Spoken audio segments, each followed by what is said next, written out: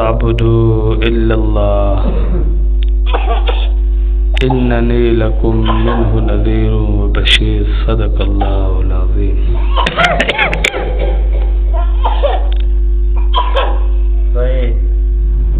سورۃ ہود کا درس شروع ہو رہا ہے. حدیث پاک میں آتا ہے جناب رسول اللہ صلی اللہ علیہ وسلم نے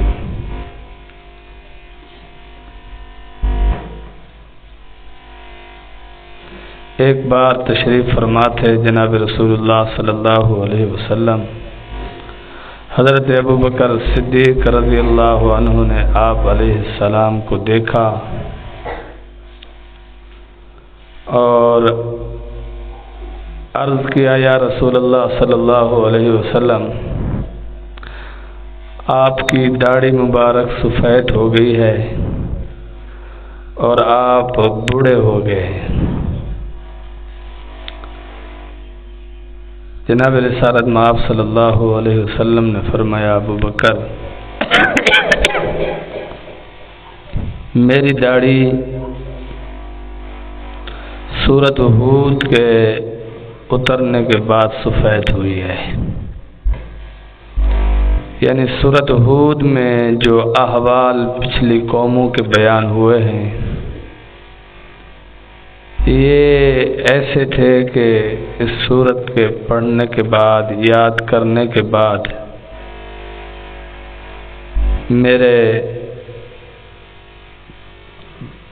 میری داڑھی میں جو ہے سفید بال آ گئے ہیں, بڑھاپا آ گیا ہے.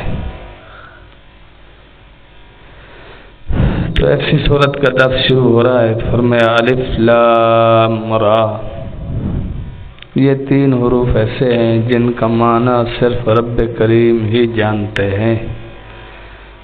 اللہ کے سوا کوئی بھی ان حروف کا معنی نہیں جانتا. کتاب احکمت آیاتہ, اس قرآن کریم کی آیات محکم ہیں, مضبوط دلائل کے ساتھ بیان کیے گئے ہیں. ثم فصلت من لدن حکیم خبیر, اور ان کی تفصیل بیان کی گئی ہے حکمت والے رب کی طرف سے اور ہر چیز کی خبر رکھنے والے رب کی طرف سے.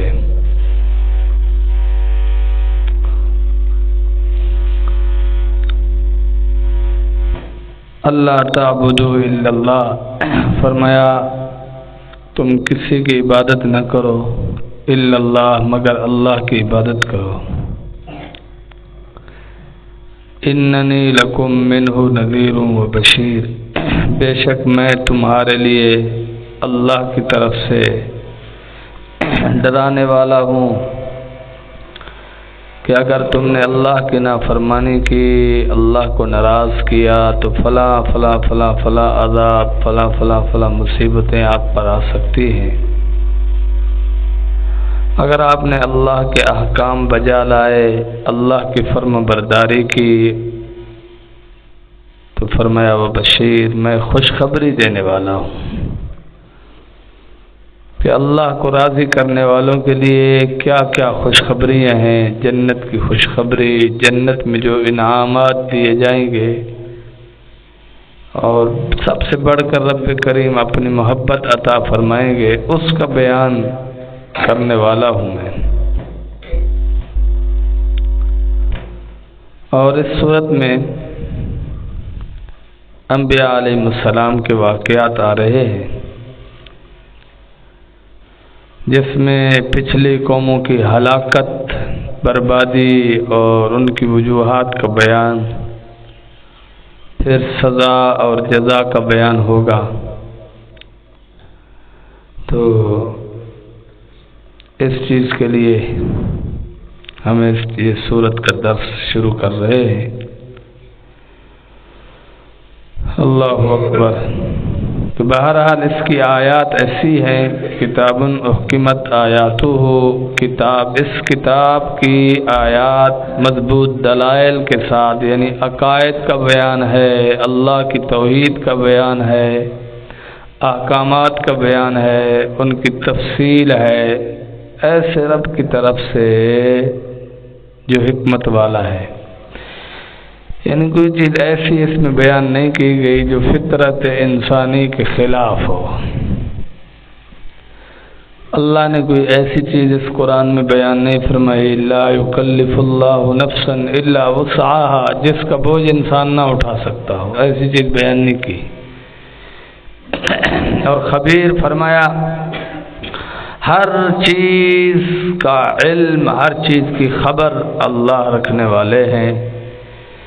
ایسا نہیں ہے کہ ہم ظاہراً مسلمان ہوں، ظاہراً دین کی طرف جڑنے والے ہوں، لیکن اندر اندر خیانت کرتے ہوں، دل میں ہم منافقت کرتے ہوں، تو ایسی چیزوں سے اللہ رب العالمین اچھی طرح باخبر ہے۔ انسان کو دھوکہ دے سکتا ہے، لیکن انسان اپنے رب کو دھوکہ نہیں دے سکتا۔ اللہ تعبدو الا اللہ، خبردار اللہ کی عبادت کرو، اور میں تمہارے لیے اللہ کی طرف سے ڈرانے والا، خوشخبری دینے والا ہوں۔ جو اللہ کے فرما بردار ہیں، اللہ کے عبادت گزار ہیں، اللہ کی بندگی کرنے والے ہیں، ان کے لیے میں خوشخبری دینے والا ہوں، اور جو اللہ کے نافرمان ہیں ان کے لیے میں وعیدیں سنانے والا ہوں، عذاب کی خبریں دینے والا ہوں۔ تو اس لیے جناب رسول اللہ صلی اللہ علیہ وسلم کے دو وصف بیان کیے گئے، ایک ڈرانے والا، وَأَنذِرْ عَشِيرَتَكَ الْأَقْرَبِينَ فرمایا۔ جب جناب رسالت میں آپ صلی اللہ علیہ وسلم کو نبوت کا اعلان کرنے کا حکم دیا گیا، نبی تو آپ پہلے سے تھے، لیکن اعلان کرنے کا حکم دیا کہ اپنی نبوت کا اعلان کرو، تو فرمایا سب سے پہلے وَأَنذِرْ عَشِيرَتَكَ الْأَقْرَبِينَ، اپنے قریبی رشتہ داروں کو ڈراؤ۔ اور جب قریبی رشتہ داروں کو جناب رسالت میں آپ صلی اللہ علیہ وسلم نے جمع فرمایا، تو فرمایا بھائی میں جس پہاڑی پر کھڑا ہوں، اگر میں آپ سے کہوں کہ اس کے پیچھے ایک بہت بڑا قافلہ ہے، بہت بڑی فوج ہے جو آپ پر حملہ آور ہونے والی ہے، صبح آپ کو ہلاک کر دے گی، کیا تم میری بات کی تصدیق کرو گے؟ تو انہوں نے کہا کریں گے، کیونکہ آج تک آپ نے جھوٹ نہیں بولا۔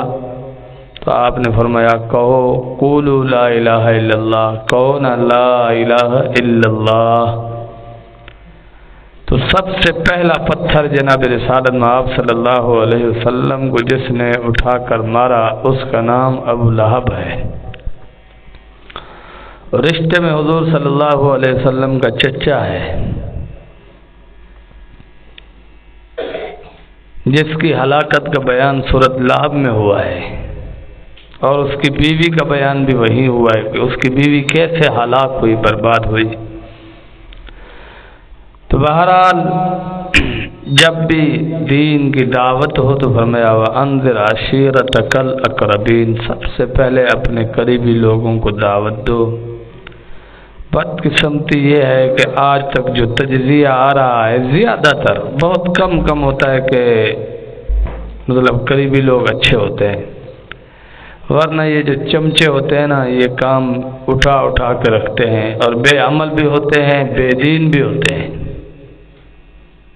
جتنے بھی بڑے بڑے آپ افراد کو دیکھ لو، ان کو مروانے کا، ان کو برباد کرنے کا، ان کو تباہ کروانے کا جو سبب ہیں وہ قریبی لوگ ہوتے ہیں۔ یہ جو آپ کے ساتھ رہنے والے آپ کے مشیر ہوتے ہیں، وزیر ہوتے ہیں، وزیر تو جو بڑے لوگوں کہتے ہیں، مشیر ہر کسی کے ہوتے ہیں، آپ کے بھی ہیں، میرے بھی ہیں، ہر عام اور خاص کے یار دوست یہ مشیر ہوتے ہیں۔ اور یہ مشیر اچھے ہوں، اچھا مطلب مشورہ دینے والے ہوں، اچھی رائے دینے والے ہوں، تو تو انسان اچھائی کی طرف چل نکلتا ہے، اگر مشیر برے ہو تو آدمی بروں کی طرف چل نکلتا ہے۔ اس لیے نصیحت کے لیے اللہ کے غضب سے، اللہ کے عذاب سے ڈرانے کے لیے بھی پہلے ان کا انتخاب ہوا۔ انذر عشیرتک الاقربین، قریبی رشتہ دار، بہن، بھائی، ماں باپ، اولاد، بیوی، بچے، یہ لوگ ہیں۔ اور ان کے بعد آپ کے قریبی چمچے ہیں جو آپ کے ساتھ رہتے ہیں، جن کو آپ سمجھتے ہیں یہ ہمارے خاص ہیں، خواص ہیں آپ کے، خدمت گزار لوگ، آپ کے آگے پیچھے بھاگنے والے، ہٹو بچوں کے نعرے لگانے والے، یہی آپ کو خراب کرتے ہیں، یہی آپ کو صحیح کرتے ہیں۔ اگر آپ انہیں پر انحصار کرو گے، یا آپ کو غلط رپورٹیں دے دے کہ آپ کا دماغ خراب کر دیں گے، یا پھر صحیح رپورٹیں دے دے کہ آپ کو فریش کر دیں گے، اب آپ کی مرضی ہے۔ اچھے لوگوں کو اپنا دوست بناؤ، اچھے لوگوں کو اپنا مشیر بناؤ، تو آپ کو اچھی خبریں دیں گے، اچھی باتیں بتائیں گے، فائدہ ہو جائے گا۔ جیسے ایک بادشاہ کا واقعہ مشہور و معروف ہے کہ ایک بادشاہ نے ایک آدمی کو قید کی سزا سنائی، تو قید کی سزا سنائی تو فوجی اس کو لے کر جیل کی طرف جا رہے تھے، تو اس نے وہیں گالی بکنا شروع کر دی۔ تو وہ قیدی جس زبان میں گالی بک رہا تھا وہ زبان اور تھی، بادشاہ جو زبان بولتا تھا وہ زبان اور تھی۔ تو اس نے اپنے وزیر سے کہا یہ کیا کہہ رہا ہے میرے بارے میں؟ تو وزیر اس کی بولی سمجھتا تھا، وزیر کو پتہ تھا کہ اس قیدی نے بادشاہ کو گندی گندی گالیاں دی ہیں۔ اس نے کہا یار اگر میں صحیح ترجمہ نہیں کر دوں تو بادشاہ اس کی سزا بڑھا دے گا،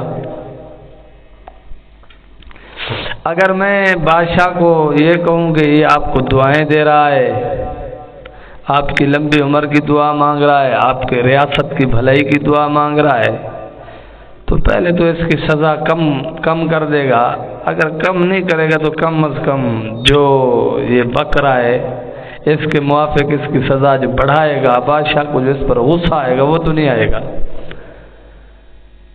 تو اس نے بادشاہ سے کہا بادشاہ یہ آپ کو دعا دے رہا ہے کہ اللہ آپ کو سلامت رکھے، آپ کی ریاست کو سلامت رکھے، آپ کی نسلوں کو سلامت رکھے، اللہ آپ کو صحت والی ایسی زندگی دے، یہ آپ کو ایسی دعائیں دے رہا ہے۔ اب وہ بھی سن رہا تھا، وہ ہنس رہا تھا کہ میں گالیاں دے رہا ہوں اور یہ وزیر غلط ترجمہ بتا رہا ہے، اس کو جو میں نے کہا وہ نہیں بتا رہا۔ بہرحال جب اس نے بتایا بادشاہ یہ آپ کو یہ دعائیں دے رہا ہے، تو بادشاہ نے کہا اچھا اتنا اچھا آدمی ہے اور میں اس کو جیل میں ڈال رہا ہوں، چلو چھوڑ دو، اس کو رہا کر دو۔ اب بادشاہ کا جو وزیر مشیر تھا وہ بڑا اچھا آدمی تھا، نیک آدمی تھا، تو اس نے اچھی رائے دی، اس کو غلط خبر نہیں دی، اس کو سچی خبر بھی نہیں دی، غلط خبر بھی نہیں دی۔ اگر سچی خبر دیتا تو ایک تو وہ قیدی مارا جاتا، اس کی سزا بڑھ جاتی، اس پر تشدد ہوتا، دوسرا بادشاہ ظلم کرنے پہ مجبور ہوتا، بادشاہ ظالم ہو جاتا، لیکن نہیں، اس نے اپنے بادشاہ کے بارے میں اچھائی سوچی، بھلائی سوچی، اس لیے اس نے اس کے برے بھلے کہنے والی باتوں کو، گالیوں کو اچھے ترجمے میں پیش کر دیا، جھوٹ بول دیا، غلط بول دیا بظاہر، لیکن اس نے کہا بادشاہ سلامت نہیں، یہ آپ کو دعا دے رہا ہے، یہ آپ کے حق میں اچھے کلمات کہہ رہا ہے، آپ کے ریاست کی بقا کی دعائیں کر رہا ہے، آپ کی نسلوں کی بقا کی دعائیں کر رہا ہے۔ بادشاہ نے کہا اتنا اچھا آدمی ہے، چلو اس کو چھوڑ دیتے ہیں، رہا کر دیتے ہیں۔ تو اہل اللہ کے ساتھ جو دوستی ہوگی وہ ہمارے لیے ایسے فائدہ مند اور مفید ہوگی۔ اچھے لوگ ہوں گے، نیک فطرت لوگ ہوں گے، ان کے ساتھ ہماری دوستی ہوگی، یہ مفید ہوگی۔ نماز تو پڑھتا ہے، قرآن تو پڑھتا ہے، لیکن چغلیاں مارتا ہے، دو آدمیوں کو لڑواتا ہے، شیطان والی باتیں کرتا ہے، لوگوں میں نفرت کی آگ بھڑکاتا ہے، تو یہ نمازیں اس کے کسی کام کی نہیں ہیں۔ یہ نمازیں مفید ہیں، لیکن مطلب یہ حالت خراب ہے اس بندے کی۔ آپ کو جی میں نے تو دیکھا ہے یہ بندہ نماز پڑھنے والا ہے، قرآن پڑھنے والا، میں نے تو ایسے یار بنا لیا، مجھے کیا پتہ تھا یہ ایسا تھا۔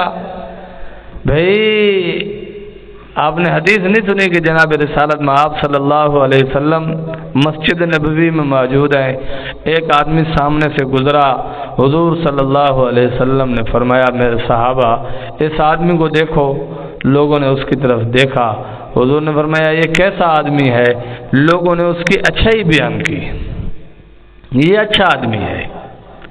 تھوڑی دیر بعد ایک اور آدمی گزرا، حضور صلی اللہ علیہ وسلم نے صحابہ سے فرمایا اسے دیکھو، صحابہ نے دیکھا، حضور نے فرمایا اس کے متعلق آپ کی کیا بات ہے، تو صحابہ نے اس کا ذکر خیر نہیں کیا۔ جناب رسول اللہ صلی اللہ علیہ وسلم نے دونوں کے بارے میں جو موقف سنا اس کی تائید نہیں فرمائی۔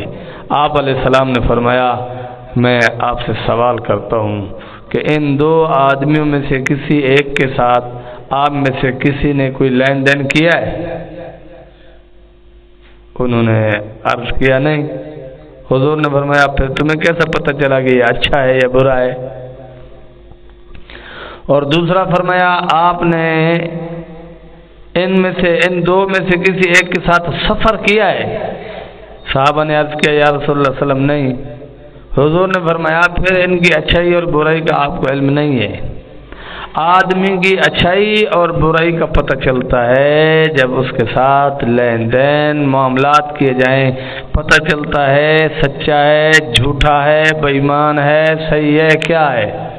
اور دوسرا فرمایا اس کے ساتھ لمبا طویل سفر کرو اور اس سفر میں دیکھو یہ خدمت گزار ہے، یہ آپ کا خیر خواہ ہے، آپ کے لیے جو اپنے لیے پسند کرتا ہے وہی آپ کے لیے پسند کرتا ہے یا نہیں کرتا۔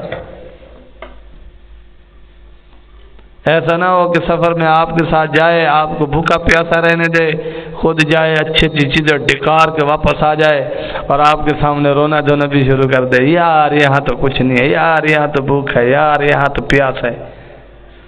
یہ ڈرامے باز نہ ہو۔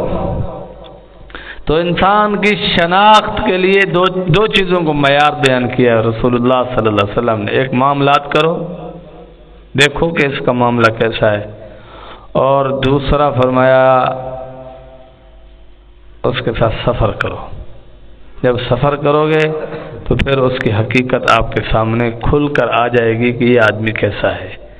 اللہ سے دعا ہے کہ رب العالمین ہمیں جناب رسالت میں آپ صلی اللہ علیہ وسلم کی دی ہوئی بشارتوں کو حاصل کرنے کے لیے اللہ اپنی فرما برداری نصیب فرمائے، جناب رسول اللہ صلی اللہ علیہ وسلم کی اتباع کی توفیق نصیب فرمائے، اور جن جن چیزوں کے بارے میں حضور صلی اللہ علیہ وسلم نے ڈرایا ہے ان ڈرائی گئی ہوئی چیزوں سے ڈرتے ہوئے اللہ کی نافرمانی چھوڑ دیں، جناب رسول اللہ صلی اللہ علیہ وسلم کی سنتوں سے روح گردانی بھی چھوڑ دیں۔ آخر دعوانا الحمدللہ رب العالمین۔